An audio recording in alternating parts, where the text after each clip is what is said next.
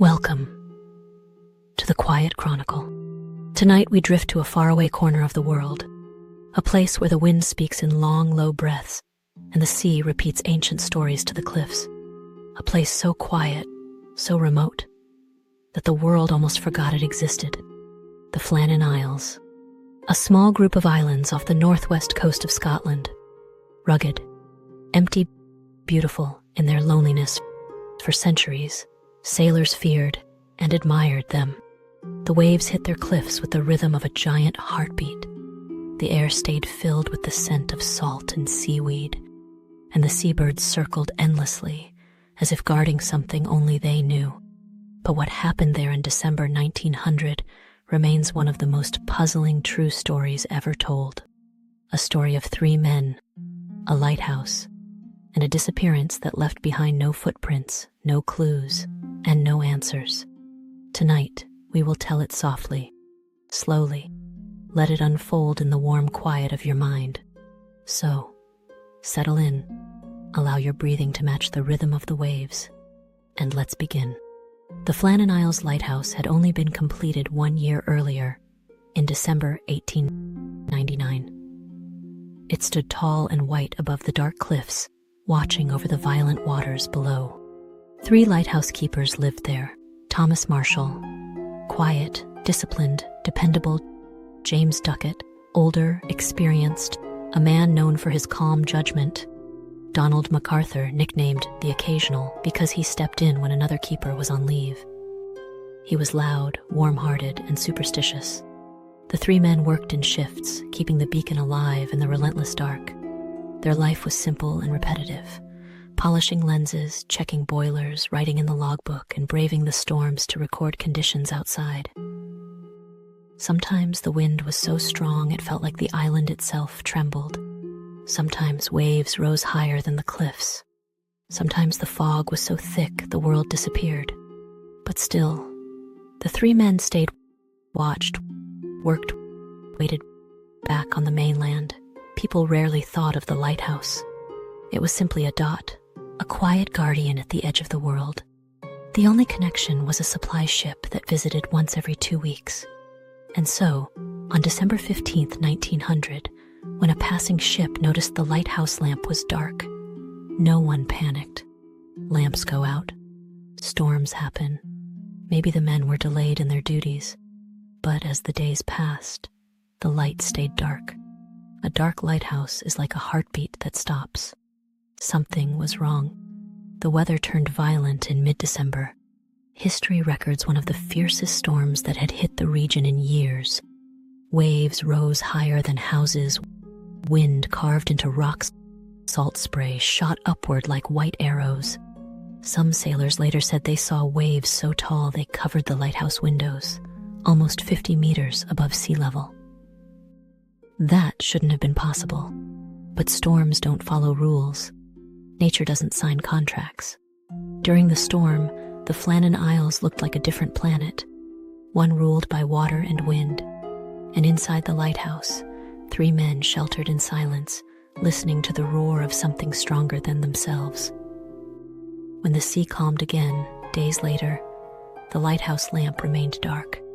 The supply ship Hesperus, which was supposed to arrive earlier, had been delayed by the storm.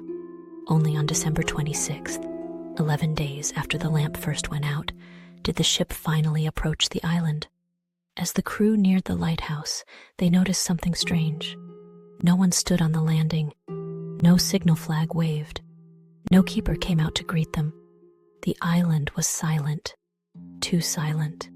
Even the seabirds seemed to keep their distance.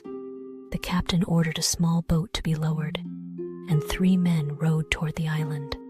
When the landing crew stepped onto the island, they shouted for the keepers. No answer. The door to the lighthouse was closed, but unlocked. Inside, everything looked strangely normal. The beds were made. The clock on the wall had stopped. The table was set for a meal, but the plates were empty, as if they had been washed and put aside. Only one thing was missing: the men. Then the crew found the logbook. The entries grew stranger by the page. December 12. Severe winds. James very quiet. Donald praying. December 13, storm still raging, men crying. December 14, storm ended, sea calm, God is over all. But here is the mystery. Weather records from the mainland showed no storm on December 12, 13, or 14. The crew continued investigating. One set of heavy oilskin coats was missing, meaning one man had likely stayed inside without proper protection. The lighthouse lamp had been cleaned and prepared for lighting, but never lit. Outside near the west landing, they found something alarming. Iron railings twisted, grass torn away, massive stones rolled uphill sea spray over 200 feet above sea level. It looked as if something enormous had struck the island, but there were no bodies, no footprints, nothing but the weight of unanswered questions. Over the next weeks and months, investigators tried desperately to understand what had happened, but the theories only deepened the mystery. Theory number 1, a rogue wave. Some believed a massive rogue wave had struck the island. These waves can reach impossible heights and appear from nowhere. If 2 men had gone out to secure equipment and a wave hit, they could have been swept away instantly. But why would the 3rd man leave the lighthouse? Why was one coat left behind? Theory number 2, landslide or rockfall. Others thought a chunk of the cliff had collapsed. The damage near the west landing supported this. If the men ran to check the damage, they might have slipped or been pulled by the suction of collapsing stone. But the island had no major landslide marks. Theory number 3, a fight. Some whispered that the men argued, that one went mad, that something violent happened. But the logbook showed fear, yes, but also unity, prayers, calm closing words, God is over all, not the handwriting of violence.